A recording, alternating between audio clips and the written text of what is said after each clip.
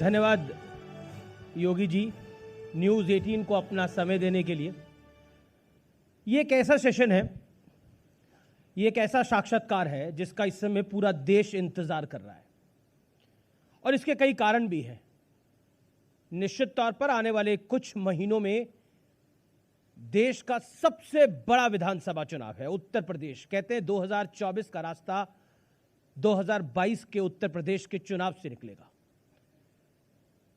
इसीलिए यह प्रदेश भी महत्वपूर्ण है, यह चुनाव भी महत्वपूर्ण है।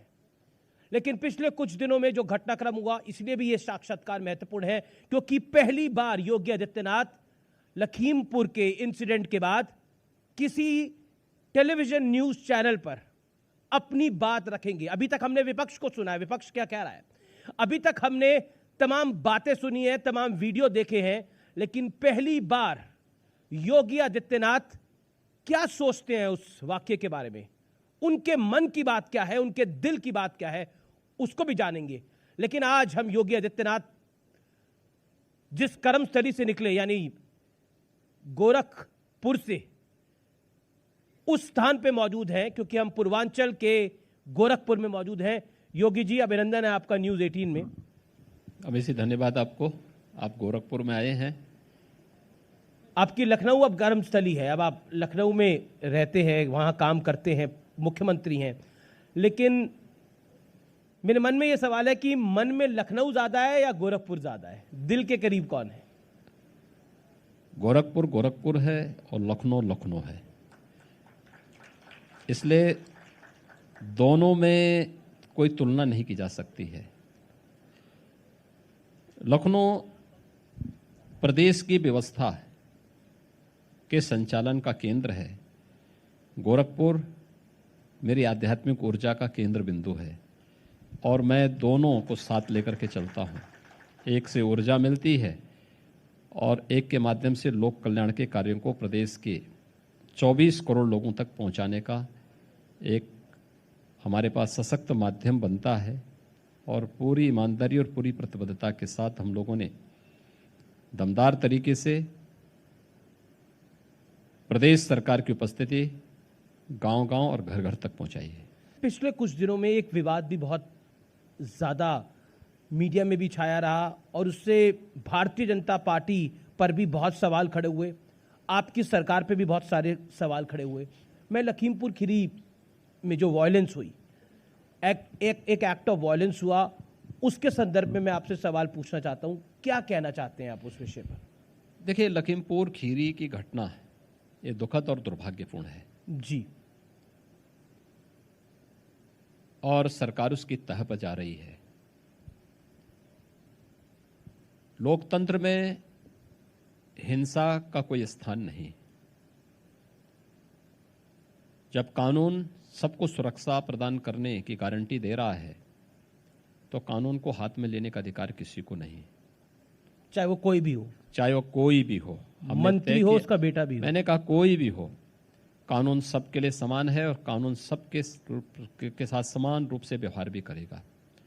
लेकिन हाँ, ये माननीय उच्चतम न्यायालय की स्थापित रूलिंग है कि गिरफ्तारी के पहले आपके पास पर्याप्त साक्ष्य भी होने चाहिए। हम किसी व्यक्ति के आरोप पर अनावश्यक किसी को गिरफ्तार भी नहीं करेंगे, लेकिन हाँ, अगर कोई दोषी है तो उसको छोड़ेंगे भी नहीं, वह कोई भी क्यों ना हो। और ये सरकार का संकल्प है, हम लोगों ने प्रदेश के अंदर यही किया। जिनके खिलाफ भी कार्रवाई हुई, जिनके खिलाफ भी साक्ष्य मिले, वह व्यक्ति कोई भी रहा हो, हमने उसके खिलाफ कार्रवाई करने में कोई गुरेज नहीं की। वह भले ही भारतीय जनता पार्टी का विधायक रहा हो या फिर विपक्ष का विधायक या किसी पद पर बैठा हुआ कोई व्यक्ति, हम लोगों ने इसमें कार्रवाई करने में कोई गुरेज कभी नहीं की है। और लखीमपुर खीरी की घटना में भी यही सरकार कर रही है और यही की भी है। देखिए, पिछले कुछ दिनों में प्रियंका वाड्रा यहाँ थी, राहुल गांधी भी एक दिन के लिए इधर आए, भूपेश बघेल भी आए, चन्नी जो पंजाब के मुख्यमंत्री जी हैं वो भी इधर पधारे। लगातार नेता आते गए, जयंत चौधरी भी सीतापुर जाना चाह रहे थे, अखिलेश यादव भी सीतापुर जाना चाह रहे थे, लेकिन विपक्ष का आरोप है कि उन्हें रोक लिया गया क्योंकि बीजेपी की सरकार केंद्र में और जो यूपी में बैठी है, यानी दिल्ली की सरकार और लखनऊ की सरकार कुछ गलत कर रही है, इसलिए छुपाना चाहती है। देखिए, हम कुछ भी नहीं छुपाना चाहते। फिर जाने क्यों नहीं दिया गया? हमारे पास जो तहरीर आई थी, हमने उस तहरीर के अनुसार मुकदमे दर्ज किए।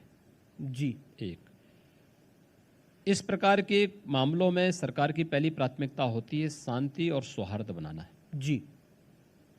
हमारे विपक्ष के जो मित्रगण हैं, ये कोई सद्भावना के दूत नहीं थे, और इनमें से बहुत सारे चेहरे तो ऐसे हैं जो इस उपद्रव और इस हिंसा के पीछे भी शामिल होंगे। एक बार तथ्य सामने आने दीजिए। दूध का दूध और पानी का पानी हम सबके सामने रखेंगे। बीजेपी के प्रवक्ता ने कहा, बीजेपी के एक नेता ने कहा, और एक यूपी सरकार के मंत्री ने बोला कि ये पॉलिटिकल टूरिज्म के लिए आए हुए हैं। नहीं, मैं वही कह रहा हूं ना जी। सवाल ये कोई सद्भावना के लिए वहां नहीं जा रहे थे। मुझे एक बात बताइए, छत्तीसगढ़ के मुख्यमंत्री अपने छत्तीसगढ़ को तो संभाल नहीं पा रहे हैं। छत्तीसगढ़ में पुलिस की गोली से कुछ किसान मारे जाते हैं, उनके प्रति उनके मन में कोई भी अनुराग नहीं, उनके प्रति कोई सहानुभूति नहीं, उन्हें लखीमपुर खीरी के बारे में कोई जानकारी नहीं। लेकिन अब चाकरी करनी है तो पीछे पीछे चलाए। वो तो 50 लाख रुपए देके गए हैं। इसी प्रकार से जी। पंजाब के मुख्यमंत्री अपने पंजाब को संभाल नहीं पा रहे हैं। वो तो अभी बने हैं। और मैं क्या कर रहा हूं ना, अभी बने हैं, वहां संभाल नहीं पा रहे हैं। उसमें भी कौन डीजीपी होगा, कौन चीफ सेक्रेटरी होगा, अभी यही नहीं तय कर पा रहे। इससे बड़ा शर्मनाक क्या हो सकता है कि कोई मुख्यमंत्री इस बात के लिए तरस रहा है कि साहब डीजीपी कौन होगा, वो अपना डीजीपी नहीं बना सकता, अपना चीफ सेक्रेटरी नहीं बना पा रहा है। पंजाब के अंदर किसानों के साथ, पंजाब के नागरिकों के साथ जो व्यवहार हो रहा है उसको संभाल नहीं पा रहे हैं। अपने आंतरिक झगड़ों में वे इतने त्रस्त हैं कि उससे पिंड छुड़ाने के लिए उन्होंने भी वही रास्ता अपनाया जो छत्तीसगढ़ ने अपनाया है। राजस्थान में जो हो रहा है, तो अपनी कमियों को छुपाने के लिए लोग केवल दूसरों के यानी घरों पर पत्थर फेंकने का कार्य करने वाले लोग हैं। मैं पूछना चाहता हूं इन लोगों से, राहुल जी से भी और प्रियंका जी से भी, मार्च 2020 से कोरोना से प्रदेश भी देश भी त्रस्त है। उत्तर प्रदेश देश की आबादी का सबसे बड़ा राज्य है। मैं अखिलेश जी से ही पूछना चाहता हूं यह प्रश्न। 24 से 25 करोड़ की आबादी उत्तर प्रदेश में रहती है। कोरोना हमारे लिए सबसे बड़ा क्रिटिकल पॉइंट था, क्योंकि इतनी बड़ी आबादी जी, और हम ये भी जानते थे कि इस महामारी के बाद जो पलायन होगा अन्य राज्यों से, उत्तर प्रदेश उससे सबसे ज्यादा प्रभावित होने वाला है। मैं पूछना चाहता हूं कि कांग्रेस हो, सपा हो, बसपा हो या कोई भी राजनीतिक दल हो, इन लोगों में से कितने ऐसे राजनेता थे जो आज जो ये पॉलिटिकल टूर कर रहे हैं, ये पॉलिटिकल टूर की बजाय उस समय उत्तर प्रदेश की जनता के सुख दुख में कितने लोग सहभागी बने थे? इनमें से कोई नेता मुझे बताते दें किसी जिले का अब हम सहभागी बनने के लिए आए थे तो हमें रोक दिया गया। मैं वही पूछना चाहता हूं। प्रियंका जी से तो सर्किट हाउस में कह रहे झाड़ू भी लगवा दिया गया। देखिए, जनता उनको उसी लायक बनाना चाहती है और जनता ने उसी लायक उनको बना दिया है। सवाल यह है कि इन लोगों के पास उपद्रव करने और नकारात्मकता फैलाने के सिवाय कोई कार्य नहीं। कोरोना कालखंड में इनके किसी के दर्शन नहीं हुए। उत्तर प्रदेश में जब हर व्यक्ति जीवन और जीविका के बीच में जद्दोजहद कर रही थी जी, तब केंद्र और प्रदेश सरकार ही उनके साथ खड़ी थी। भारतीय जनता पार्टी का कार्यकर्ता ही उनके साथ खड़ा था। तब इन राजनीतिक दलों के या इनके नेताओं का या इनकी स्वयं की उपस्थिति कहीं नहीं थी, जीरो थी। और ये मार्च 2020 से लेकर के मैं कह सकता हूं कि अक्टूबर 2021 के बीच में भी यही स्थिति थी। लेकिन अचानक उनकी नींद खुली उनको लगा कि लखीमपुर खीरी एक बहाना है, लेकिन ऐसा नहीं हो पाएगा। उत्तर प्रदेश की लेकिन क्या जनता, आपको लगता है उत्तर प्रदेश की जनता, देखिए सरकार की प्राथमिकता होती है शांति और सौहार्द बनाना। पहले सरकार ने वही किया। ये किसी इस सद्भावना के दूत नहीं थे, ये दुर्भावनापूर्ण तरीके से वहां पर विद्वेष और वहां पर आपसी वर्ग संघर्ष की स्थिति पैदा करना चाहते थे, जो हम प्रदेश के अंदर नहीं होने देना चाहते थे और कतई नहीं होने देंगे। तीसरा, इन लोगों के जाने के बाद पब्लिक की जो प्रतिक्रिया थी, पीड़ितों की जो प्रतिक्रिया थी, ये भी आपने देखा होगा। सबने बहुत तीखी प्रतिक्रिया व्यक्त की थी कि सरकार ने हमें मदद की है, सरकार के कार्यों से हम पूरी तरह संतुष्ट हैं, कृपया हमारे मामले में राजनीति न की जाए। ये पीड़ित परिवारों ने स्वयं कहा, या सभी पक्षों ने इस बात को उनकी दलील थी, मैंने सवाल पूछे उनसे भी, उनकी दलील थी कि हम तो दुख बांटने के लिए जाना चाहते थे। किसी के यहाँ मौत होती है तो दुख बांटने जाया जाता है। अगर हम मदद करना चाहते हैं यूपी के अंदर लखीमपुर में कुछ, आपके सवाल वाजिब हैं। कवर्धा में जो जिसे कहते हैं धार्मिक संघर्ष हमें देखने को मिल रहा है छत्तीसगढ़ के अंदर, वो एक बड़ा इंसिडेंट हुआ है, उसमें कोई दो राय नहीं है। लेकिन उनका कहना था कि अगर हम लखीमपुर में किसी की मदद कर रहे हैं तो बीजेपी वालों को तकलीफ क्यों हो रही है? नहीं, सवाल यह है कि आप अपने कवर्धा को क्यों नहीं संभाल पा रहे हैं? क्या वहां सहानुभूति व्यक्त करने के लिए गए? जिन किसानों को गोली से वहां भूना गया छत्तीसगढ़ में, क्या उनके साथ ये कभी खड़े हुए? उनके साथ तो कभी नहीं खड़े हुए। पर यहाँ आप जानते हैं प्रियंका वाड्रा हैं और प्रियंका वाड्रा महासचिव हैं, एक ये भी कारण हो सकता है। सिद्धू भी आ रहे थे, ये लोग 1000 गाड़ियों के साथ। कोरोना काल खंड में भी आ सकते थे। कोरोना में जब प्रथम लहर कोरोना की आई थी, तब भी ये लोग आ सकते थे। 40 लाख प्रवासी कामगार उत्तर प्रदेश के अंदर आए, उनके प्रति भी इनकी सहानुभूति होनी चाहिए थी। तब नहीं, तब झूठे हमें 1000 बसेज के नंबर दिए थे कांग्रेस ने, तो उन बसेज को बॉर्डर पे लगाना है प्रवासी कामगार और श्रमिकों को सुरक्षित घरों तक भेजने के लिए। तो हमने विभिन्न जनपदों के आरटीओ को भेजे कि भाई आपके जनपद से संभवतः ये बसेज होंगी, आप इसको देखिए, कंफर्म करिए कि ये बसेज हैं। अब आश्चर्य करेंगे, वो बसेज नहीं थी। जो कंडम ट्रक थे या स्कूटर के नंबर थे, स्कूटर के नंबर दे दिए थे हम लोगों को बस के नाम पर। इतना भद्दा मजाक प्रदेश की जनता की और पीड़ित बंधुओं की जा रही थी, जो अपनी रोजी रोजगार छीनने के बाद प्रदेश के अंदर वापस आ रहे थे। ये कांग्रेस कर रही थी, कोई और नहीं कर रहा था। ये लोग तो जीवन के साथ खिलवाड़ करने वाले लोग हैं। क्योंकि गृह राज्य मंत्री हैं अजय मिश्र टेनी, उनके सुपुत्र इसमें इन्वॉल्व हैं, उनको बचाने के लिए सारी कवायद हो रही है। कई सारे वीडियोस भी सामने आए हैं। हमने मुख्यमंत्री देखिए, कोई वीडियो अभी तक इस प्रकार का नहीं। हमने तो नंबर भी जारी किया है जी कि अगर किसी के पास कोई साक्ष्य है तो इस पे अपलोड करें। और हमने कहा ना, दूध का दूध और पानी का पानी होगा। अन्याय किसी के साथ नहीं होगा। कानून को हाथ में लेने की छूट भी किसी को नहीं दी जाएगी, लेकिन किसी के दबाव में भी कोई कार्रवाई नहीं होगी। मैं इस घटना पर आपसे आखिरी सवाल पूछ रहा हूं। आरोप यह है कि अजय मिश्रा टेनी ने खुद भड़काऊ भाषण दिए, थम्स डाउन जिसे कहते हैं, इस तरह से दिखाया, इसलिए किसान भड़क गए। और फिर उसके बाद जो हुआ, जिसमें 3 बीजेपी के कार्यकर्ता भी गए। बहुत दुख की बात है कि एक पत्रकार की भी जान चली गई, और बहुत दुख की बात है 4 किसान भी नहीं रहे। क्या आपको लगता है कि गृह राज्य मंत्री को भी रिस्पॉन्सिबल होना चाहिए था? देखिए, पॉलिटिकल भाषण और थ्रेट दोनों में अंतर होता है। पॉलिटिकल भाषण राजनीतिक मंचों से होता है, और केवल यह बीजेपी का कोई नेता ही दे रहा हो ऐसा नहीं है।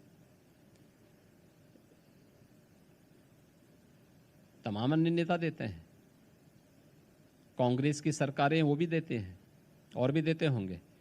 लेकिन इसका मतलब ये नहीं कि आप किसी की हत्या कर लें। आपको लगता है किसी ने गलत किया है, उसके लिए अलग अलग मंच हैं।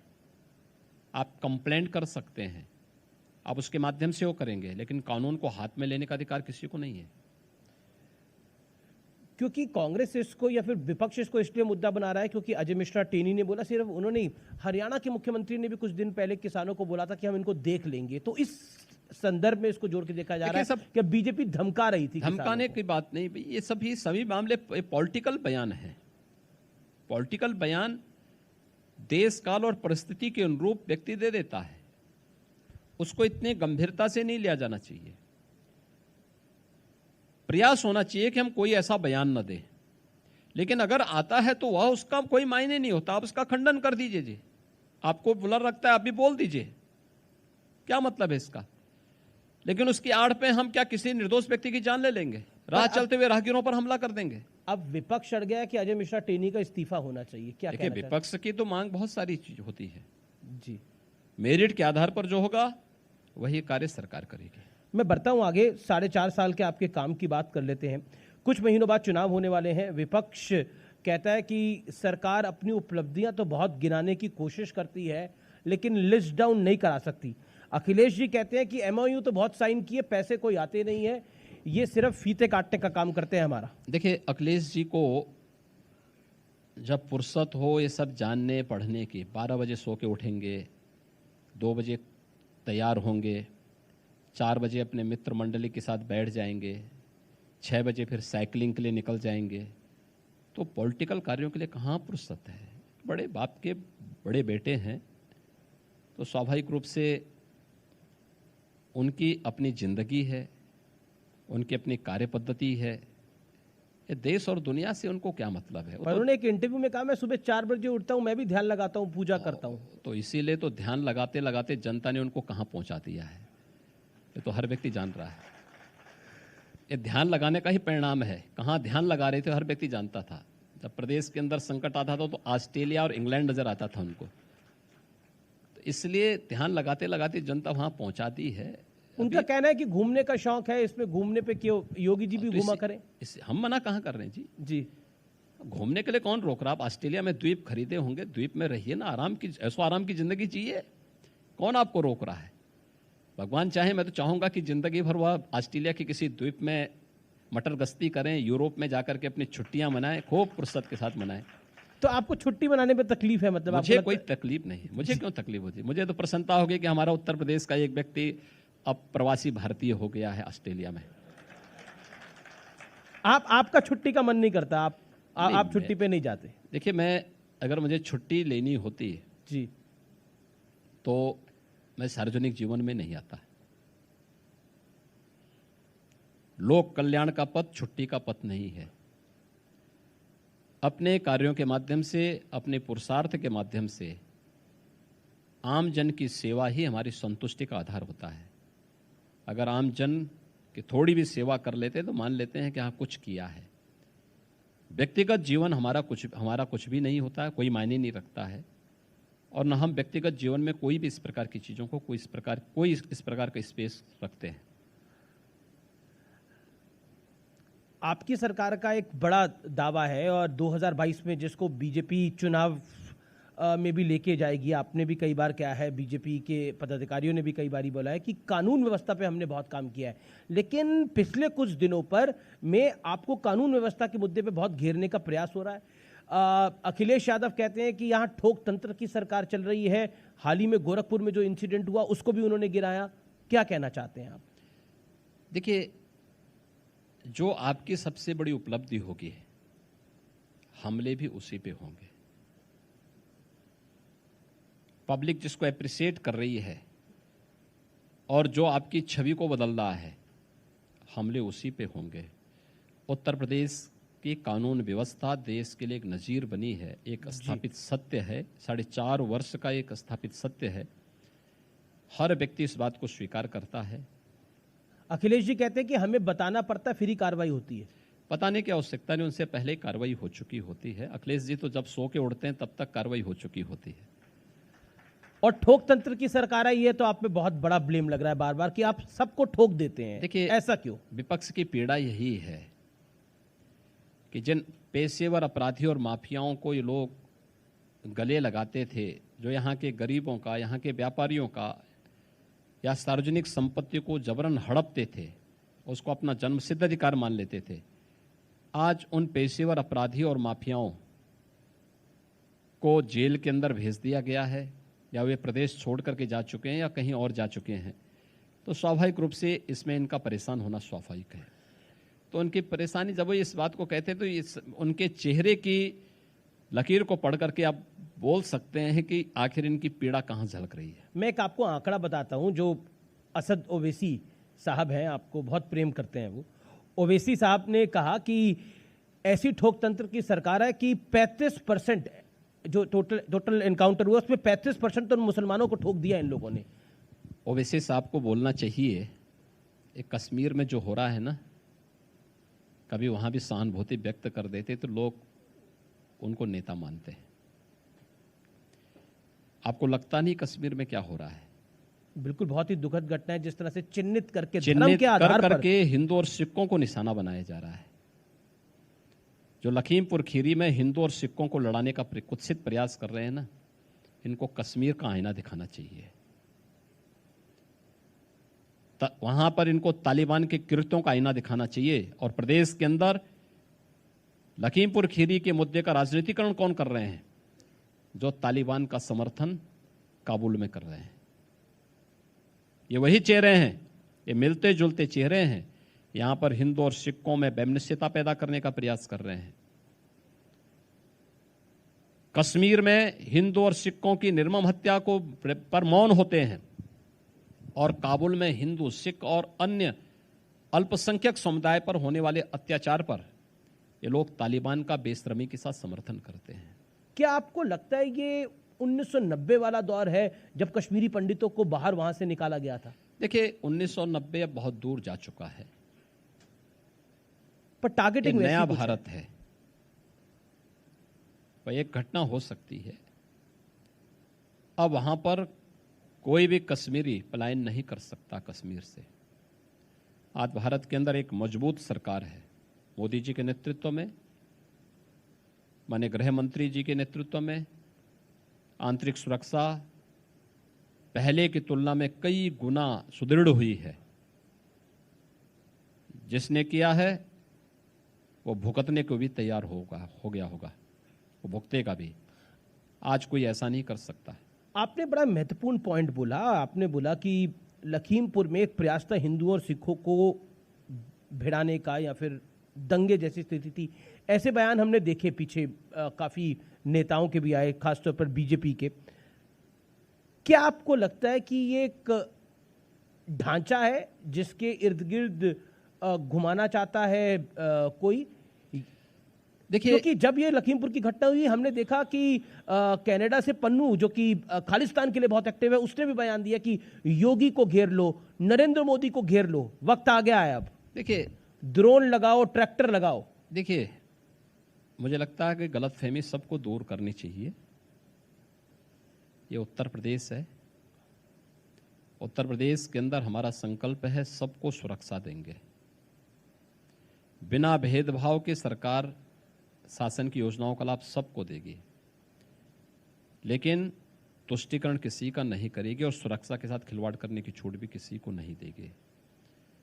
अगर कोई ये गलतफहमी में है कि उत्तर प्रदेश के अंदर हम घेराबंदी करके और आम जनजीवन को ठप कर देंगे या निर्दोष लोगों पे हमला करेंगे, तो फिर तैयार हो जाएं। वो भी हम तो तैयार हैं। जी, आपने बोला कि हम बिना भेदभाव के काम करते हैं। अवैध धर्मांतरण का एक बहुत बड़ा खुलासा हुआ है, जिसे कहते हैं कि इसमें दिल्ली में भी गिरफ्तारियां हुई हैं, इसके लिंक विदेशों तक भी जा रहे हैं। विपक्ष का आरोप है कि उपलब्धि गिनाने को नहीं है इस सरकार के पास, इसीलिए अवैध धर्मांतरण का एक नया खेल रच दिया गया है। देखिए, ये प्रदेश की सुरक्षा एजेंसियों, जी, जो एजेंसियां प्रदेश की 24 करोड़ से 25 करोड़ की आबादी को सुरक्षा की पुख्ता व्यवस्था कर रहे हैं, उनकी कार्यपद्धति में प्रश्न खड़ा करना है। विपक्ष के पास मुद्दा नहीं है और वह अपनी नाकामयाबियों को छुपाने के लिए केवल आरोप प्रत्यारोप करती है, अपनी अकर्मण्यता के लिए सरकार को घेरने का प्रयास करती है। जी, धर्मांतरण के खिलाफ आज से 2 वर्ष पहले, 1 वर्ष पहले हम लोगों ने इसीलिए एक सख्त कानून बनाया था, क्योंकि ऐसी घटनाएं मिल रही थी, इस प्रकार की वारदातें हो रही थी, और हम लोगों को लग रहा था आज अगर वो एक्ट नहीं होता, कानून नहीं होता, तो हम लोग इस पे प्रभावी कार्रवाई नहीं कर पाते। मैं कुछ आपको बयान इस पे बताता हूं। मेरठ में मौलाना करीम सिद्दीकी की गिरफ्तारी हुई तो आम आदमी पार्टी के विधायक हैं अमतुल्ला खान, उन्होंने बोला मुसलमानों पर जुल्म जो है वो बढ़ते जा रहे हैं। असद ओवैसी ने बोला कि देखिए फिर टारगेट पे ले लिया गया। मैंने और कहा इसी तरह के बयान समाजवादी पार्टी के सांसद के भी आए। मैंने कहा ना, ये सब एक ही थैले के चट्टे बट्टे हैं, इनसे बहुत उम्मीद नहीं की जा सकती है। या हर उस कार्य का विरोध करेंगे जो उत्तर प्रदेश के हित में हो, देश के हित में हो। इन चेहरों के द्वारा उस हर कार्य का समर्थन किया जाएगा जो उत्तर प्रदेश के सामाजिक ताने बाने को छिन्न भिन्न करता हो, देश और प्रदेश की सुरक्षा के लिए खतरा हो, उसका ये लोग समर्थन करते हैं जी। और जो यहाँ की एकता, अखंडता और सुरक्षा के लिए महत्वपूर्ण है, उन सभी का ये लोग विरोध करते हैं। अगर आपका नाम अशरफ है तो आप अशरफ ही रखिए, आप अपने को अनिल मत बताइए। ये पप्पू टप्पू रामू के नाम पर अपने को जो है भ्रम की स्थिति पैदा मत करिए, क्योंकि आज कहते हैं साहब मेरा नाम जो है, आज तो कहते हैं कि जो है आज जो है वो कहते, आज अपने को जो है उपनाम लगा करके या हिंदू नाम रख करके पहले बहकाते हैं, और फिर ये लफ्ज़ जिहाद, और इसी के खिलाफ सख्त कानून हमने प्रदेश के अंदर इसके खिलाफ भी बनाया है। और ये मैं आज पहली बार नहीं बोल रहा हूँ। 2009 में केरल हाई कोर्ट ने वहाँ की सरकार को आदेश दिया था कि लव जिहाद एक खतरनाक ट्रेंड है, ये केरल जैसे स्टेट को इस्लामिक स्टेट बना देगा। और लव जिहाद शब्द का इजाद मैं अपने व्यूअर्स के लिए बता रहा हूँ, ये केरल की एक चर्च ने किया था, ये किसी और ने नहीं किया था। एक न्यायपालिका ने इस बात को कहा। कर्नाटक में भी यही बात हुई थी उस समय 2011 में। उस सब के बावजूद भी अगर ये लोग अपने कानों में तेल डाल करके चुपचाप सोए हुए हैं, तो ये लोग देश के साथ धोखा कर रहे हैं। असाउद्दीन ओवैसी अब खुलकर अतीक अहमद और मुख्तार अंसारी की बात कर रहे हैं। मुख्तार अंसारी का परिवार जो है वो समाजवादी पार्टी के भी करीब दिख रहा है। उनके जो भाई हैं सिबगतुल्ला, वो समाजवादी पार्टी में शामिल भी हो गए हैं। क्या कहना चाहते हैं आप? तो जनता को देखना चाहिए कि समाजवादी पार्टी का वास्तविक चेहरा क्या है। ये जितने भी माफिया हैं, ये कहीं और जगह से, कहीं धरती से फट करके नहीं आए हैं। ये सब इन्हीं पार्टियों के द्वारा पाले पोसे गए हैं, और इन्हीं सब पार्टियों के ये जो अनैतिक कृत्यों के परिणाम ये सब हैं। तो सपा, बसपा, कांग्रेस जैसे राजनीतिक दल को तो प्रदेश की जनता से और देश की जनता से माफ़ी मांगनी चाहिए। इनके कारण से प्रदेश के अंदर या देश के अंदर तमाम लोगों को परेशान होना पड़ा है, तमाम घर उजड़े हैं, तमाम सार्वजनिक संपत्तियों पर इन माफियाओं ने कब्जे प्रारंभ किए और अपनी अनैतिक संपत्ति बनाई, और उसके नाम पे लोग कॉमन मैन का, व्यापारियों का, नागरिकों का जीना हराम करते थे। हमारी सरकार ने कार्रवाई की है, और हम लोगों ने तो ये भी तय किया है, पहली सरकार है हमारी जिसने ऐलान, इस प्रकार का ऐलान किया है कि इन माफियाओं से जितनी संपत्ति हम लोगों ने जब्त की है, जिस पे बुलडोजर चले हैं, उस पे गरीबों की ही आवास बनेंगे, और उनके लिए हम फ्री में प्रधानमंत्री आवास योजना लागू करने जा रहे हैं। कितनी बड़ी स्कीम, लाखों गरीबों को हम आवास देंगे। एक सवाल, ये आजम खान हो गए, मुख्तार अंसारी हो गए, अतीक अहमद हो गए, ऐसा लगता है कि योगी आदित्यनाथ जी की उनसे पर्सनल दुश्मनी है? मेरी किसी से पर्सनल दुश्मनी नहीं, मेरी किसी से कोई व्यक्तिगत दुश्मनी नहीं। मेरा अगले वर्ष, ये देखिए आज से 4.5 साल पहले तो कितने मतलब इनकी दबंगाई चलती थी, आपने समाप्ति कर दी है पूरी तरह से। देखिए, मैं पिछले 25 वर्षों से, यानी मैं अगला वर्ष मेरा 25 साल हो जाएंगे सार्वजनिक जीवन के, 25वां वर्ष मेरा अगला वर्ष होगा, और 25 वर्ष में मैंने किसी को भी राजनीतिक रूप से अपना दुश्मन नहीं माना है। 2022 का चुनाव है, ब्राह्मणों को लेकर बहुत कुछ हो रहा है, कई पार्टियां तो ब्राह्मण सम्मेलन कर रही हैं, समाजवादी पार्टी हो गई, बीएसपी हो गई। आपकी सरकार ब्राह्मणों को लेकर क्या सोचती है? क्योंकि विपक्ष आरोप लगाता है कि ब्राह्मणों पे बड़ा अत्याचार हो रहा है। तो ये हम इस समय पूर्वांचल में हैं। लखीमपुर खीरी में 2 ब्राह्मण युवक भी मारे गए हैं, जी, वहां क्यों नहीं गए ये लोग? आज तो ब्राह्मण सम्मेलन कांग्रेस के, सपा के, बसपा के जो हो रहे थे, ये सभी ब्राह्मण नेता उन पीड़ित हिंदुओं के पास क्यों नहीं गए जो वहां पर लखीमपुर खीरी में मारे राहुल गए? गांधी, प्रियंका गांधी क्यों नहीं गए वाड्रा। थे ये लोग? नहीं, सतीश मिश्रा से पूछिए ना, जी, क्यों सतीश मिश्रा जी नहीं गए? क्यों नहीं अखिलेश यादव गए? अखिलेश यादव कल गए थे लखीमपुर खीरी में, आखिर उन पीड़ित ब्राह्मणों के घर क्यों नहीं गए? फिर अगर उनको लगता है कि ब्राह्मण पीड़ित है तो आखिर उनके यहाँ क्यों नहीं गए? और कौन नहीं देखता कन्नौज की नीरज मिश्रा की किस प्रकार से निर्मम हत्या हुई थी? किस प्रकार की निर्मम हत्या हुई थी? कोई भूल सकता है नीरज मिश्रा की निर्मम हत्या को? नीरज मिश्रा का केवल एक, यानी नीरज मिश्रा ने एक काम किया था कि उसने एक राजनीतिक दल के एक नेता को बूथ कब्जा नहीं करने दिया था, एक फैक्टर चल और रहा वो है भारतीय जनता पार्टी का कार्यकर्ता था। जी जी जी, आप उसकी निर्मम हत्या कर देंगे? एक फैक्टर चल रहा है कि मुस्लिम क्या नीरज यादव मिश्रा जी ब्राह्मण नहीं थे? क्या संतोष शुक्ला ब्राह्मण नहीं थे जिसका थाने के अंदर जाकर के हत्या कर दी गई थी? तो इन लोगों के वास्तविक चेहरे को समझो, ये वास्तव में है क्या? ये ना ब्राह्मण हितैषी हैं, ये ना हिंदू हितैषी हैं। तो सही मायने में इन लोगों के चेहरे को देखना तो ये तालिबान हितैषी हैं, और हमेशा तालिबान का लोग समर्थन करते हैं, बाकी किसी का नहीं समर्थन करते। ये एक फैक्टर चल रहा है कि मुस्लिम यादव ब्राह्मण एक साथ आ जाएंगे, मुस्लिम दलित ब्राह्मण एक साथ आ जाएंगे, तो बीजेपी का तो खेल बिगड़ ही जाएगा। देखिए, भारतीय जनता पार्टी सबका साथ और सबके विकास के मंत्र के साथ काम कर रही है। प्रधानमंत्री मोदी जी ने 2013 में ये मंत्र दिया। 2014 में प्रधानमंत्री बनने के बाद उन्होंने अक्सर इसको व्यवहारिक धरातल पर उतारा भी है, और हम आज भी इस बात को कहते हैं, न जाति, न मत, न पंथ, न संप्रदाय, न छोटा न बड़ा, न क्षेत्र न भाषा, सबका साथ और सबका विकास। एक नई पार्टी भी आ गई है, काफी आजकल एक्शन में भी दिखने की कोशिश करती है, आम आदमी पार्टी। उसको आप कैसे देखते हैं? हालांकि दिल्ली में तो वो सरकार चला ही रहे हैं पिछले काफी सालों से, कैसे देखते हैं आप? देखिए, हर राजनीतिक दल को जिसने भारत निर्वाचन आयोग के यहाँ अपना रजिस्ट्रेशन कराया है उसको चुनाव लड़ने का अधिकार है। किसी को रोका नहीं जा सकता, रोका भी नहीं, कोई कैसे को रोक सकता है? भारत निर्वाचन आयोग को तय करना है, कोई सरकार को तय करना नहीं होता है। दूसरा, इन लोगों का चेहरा सबके सामने है, 2 चेहरे।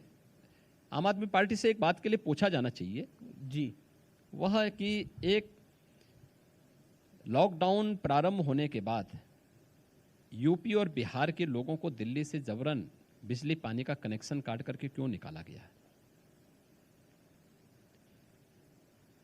उनको राशन से वंचित क्यों किया गया है? पर उन्होंने अपनी शुरुआत अयोध्या से ही करी है। नहीं, मैं क्या कह रहा हूं ना जी। अब तो अयोध्या सबको याद आ रहा है जी। सतीश मिश्रा भी गए। जो राम को नहीं पूछते थे, जो लोग पहले राम को काल्पनिक कहते थे, अब वे भी कहते हैं राम तो हमारी भी है। हमने कहा बोलो ना, कौन जरूरत है, तो हमारी वैचारिक विजय है ही। जो लोग कहते थे अयोध्या में राम जन्मभूमि के लिए कि वहां पर ये, यानी मैं उस शब्द का प्रयोग नहीं करना चाहता हूं, जो लोग पहले राम की को काल्पनिक कहते थे, आज वे सभी लोग राम राम चिल्ला रहे हैं। तो स्वाभाविक रूप से उन्होंने हमारी विचारधारा को स्वीकार किया है, राम के सार्वभौमिक व्यवस्था को स्वीकार किया है। राम शाश्वत हैं, राम सत्य हैं, राम भारत के अंदर धर्म के प्रतीक हैं जी। आज उसको उन्होंने भी स्वीकार किया है। और हम लोग इस बात को मानते हैं कि ये सभी लोग अपने को इस बात को मान लेंगे हम एक सच्चे भारतीय हैं, एक सच्चे हिंदू हैं जी, तो हमारी वो सबसे बड़ी विजय होगी। और हमारी जो अगली एक्सरसाइज है उसी तरफ जा रही है, एक दिन वे लोग जरूर मानेंगे। प्रभु राम को आप कह रहे हैं सबने मान लिया, लेकिन ओवैसी ने नहीं माना। वो अभी भी कहते हैं, वहां जाते हैं तो अयोध्या को फैजाबाद लिखते हैं। वो कहते हैं कि वहां मस्जिद थी, है और रहेगी, सब अपने अपने ढंग से देख लें अयोध्या को। देखिए, ओवैसी अब ये सपने में देख रहे होंगे, ये तो तय है कि अयोध्या ही रहेगी। हाँ, हैदराबाद भाग्यनगर जरूर बनेगा। चलिए आप हैदराबाद को भाग्यनगर बना रहे हैं, लेकिन ये अब्बा जान से आपको इतनी तकलीफ क्यों हो गई? आपने विधानसभा में भी अब्बा जान बोला, फिर बोला ये अब्बा जान बोलने वाले सारे राशन खा जाते थे। अब कहा जा रहा है कि आप समुदाय विशेष को, एक धर्म को टारगेट कर रहे हैं इससे। धर्म विशेष को नहीं जी, मैं जनता के सामने, प्रदेश की जनता के सामने इन लोगों के आचरण को प्रस्तुत करना चाहता था। मैंने किसी व्यक्ति का नाम नहीं लिया। मैंने इस बात को कहा था कि वैक्सीन लगाने के लिए हो सकता है कि अपने अब्बा जान को देखे होते तो संभवतः वैक्सीन का विरोध नहीं करते। मैंने बात कही, किसी पे भी लागू हो सकता है। दूसरा, अब्बा जान कोई असंसदीय शब्द नहीं है, और मैंने विधान परिषद में यही बात कही थी। मैंने कहा अगर अब्बा जान असंसदीय शब्द है तो नेता प्रतिपक्ष विधान परिषद में सी अहमद हसन जी हैं, मैंने उनसे कहा अगर अब्बा जान असंसदीय शब्द है आप बताइए। उन्होंने कहा नहीं। तो मैंने कहा फिर आपकी पार्टी विरोध क्यों कर रही है? आ गया ना ये दोहरा आचरण आप लोगों का।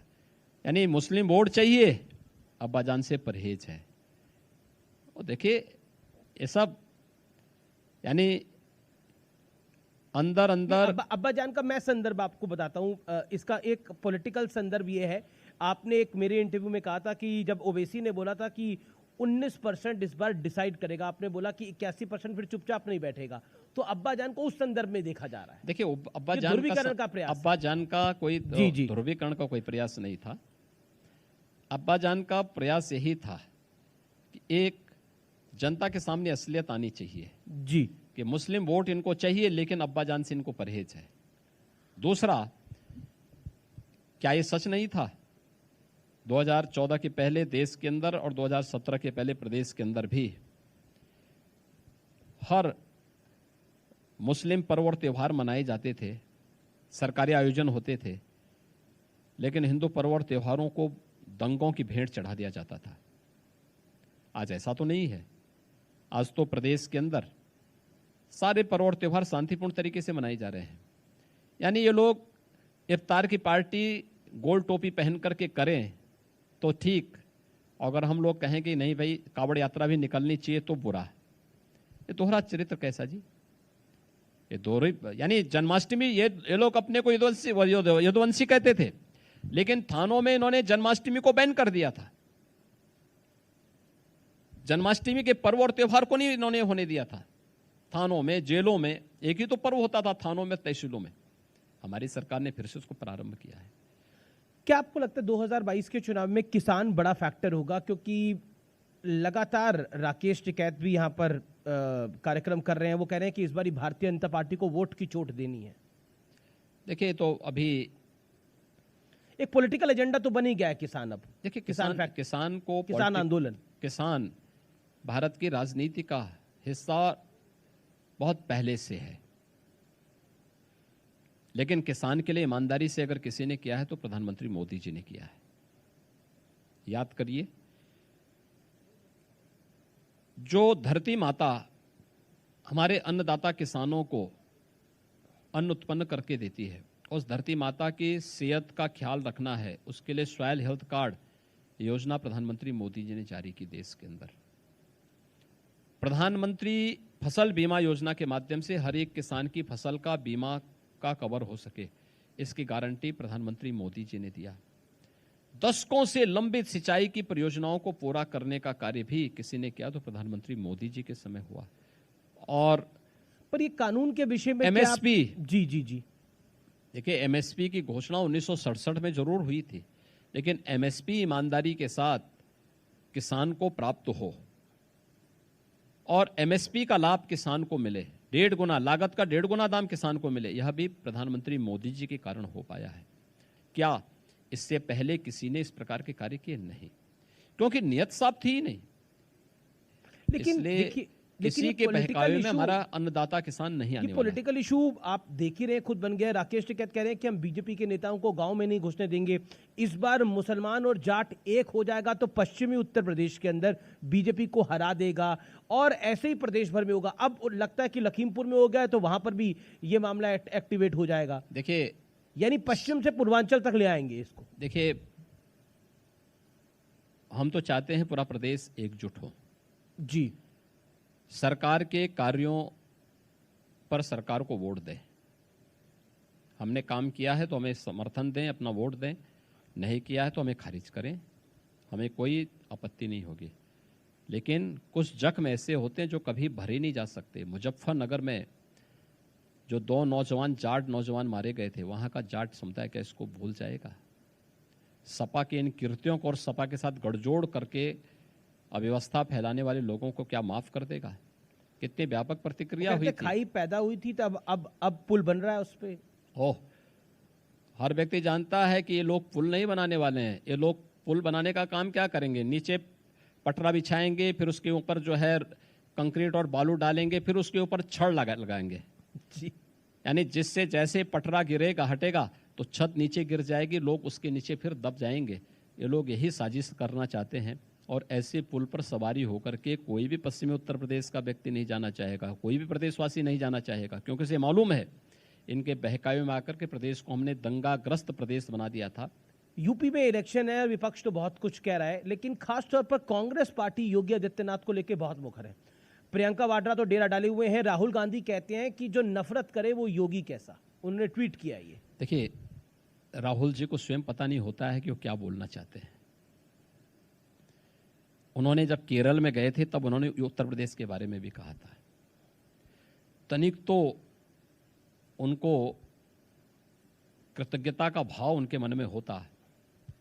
जिस उत्तर प्रदेश ने उनकी 3 पीढ़ी को सत्ता के शीर्ष सिंहासन पर पहुंचाया है, उस उत्तर प्रदेश को इन्होंने कोसा है केरल में जाकर के। वहां पर उत्तर प्रदेश के प्रत्येक नागरिक को इन्होंने गाली दी है। उत्तर प्रदेश इसको कैसे विस्मृत कर सकता है? उत्तर प्रदेश का सौभाग्य है कि राम और कृष्ण यहां जन्म हुए। ये उनकी लीला भूमि भी है। और मर्यादा पुरुषोत्तम भगवान श्री राम और श्री कृष्ण के प्रति जिस प्रकार की टिप्पणी 2005 में सुप्रीम कोर्ट में अपने शपथ पत्र के माध्यम से कांग्रेस सरकार ने दिया था, क्या ये उत्तर प्रदेशवासी भूल जाएगा कांग्रेस के इस कृत्य को? जब ये देश से बाहर जाते हैं तब भारत की निंदा करते हैं, क्या इनके इस कृत्य को भूल पाएंगे? तो मेरे प्रति बोल रहा है तो कौन बुरी बात? जो राम और कृष्ण को नहीं छोड़ते हो योगी के खिलाफ बोलें तो उसमें कौन वो बुरी बात है? जी, अखिलेश यादव जी 12 तारीख से अपनी जन यात्रा को शुरू कर रहे हैं। शिवपाल यादव भी उनसे समझौता करना चाहते थे, उन्होंने 11 तारीख तक की डेडलाइन दी है। कैसे देखते हैं आप? चाचा भतीजा तो साथ में नहीं आते हुए दिख रहे अभी। तो नेता के नाते नहीं, चाचा के नाते कम से कम उनको सम्मान तो देते। आप अनुरोध कर रहे हैं अखिलेश जी से कि उनको सम्मान दे दे? हम कैसे बोल सकते हैं जी, लेकिन एक सामान्य संस्कार होता है कि भाई अपने से बड़ों का सम्मान करो भाई। अब मैसेज पब्लिक में क्या है कि देखिए, अखिलेश जी ने पिता को भी पहले इसी ढंग से जो है पिता के साथ व्यवहार किया, आज चाचा के साथ भी यही व्यवहार उन्होंने कर दिया है। अब जो अपने परिवार के बड़े बुजुर्गों का सम्मान न कर पा रहा हो, क्या उम्मीद कर सकते हैं आप उनसे कि वह अपने पार्टी के अन्य लोगों के साथ और फिर प्रदेश की 25 करोड़ जनता के साथ कैसा व्यवहार उनका होगा? ये तो हर व्यक्ति जानता है। योगी जी, एक मिथक था कि नोएडा कोई सीएम नहीं जाता, लेकिन आपने वो मिथक तोड़ा। एक मिथक ये भी है कोई सीएम रिपीट नहीं होता। क्या कहना चाहते हैं आप? देखिए, कोई सरकार रिपीट नहीं होती। देखिए, नोएडा भी मैं गया हूं उत्तर प्रदेश में, और मैं नोएडा कम से कम आधा दर्जन बार गया हूं जी। बिजनौर भी मैं गया हूं, लगभग आधा दर्जन बार गया हूं। दोनों के बारे में कहा जाता था, लेकिन हम लोग दोनों जगह गए हैं और मैं यही मिथक तोड़ने के लिए राजनीति में आया हूं कि उत्तर प्रदेश के अंदर हम लोग फिर से आएंगे। कहीं कोई संदेश में नहीं होना चाहिए। योगी जी, आप आए, हमारे कार्यक्रम में आपने हिस्सा लिया, लेकिन लखीमपुर पे मैं जरूर आपसे आखिरी सवाल पूछूंगा। कठोर से कठोर कार्रवाई होगी, ढिलाई नहीं बरती जाएगी? देखिए, हर व्यक्ति हमारी सरकार की कार्य पद्धति को देखता है जी। कानून सुरक्षा के लिए है, सुरक्षा सबको।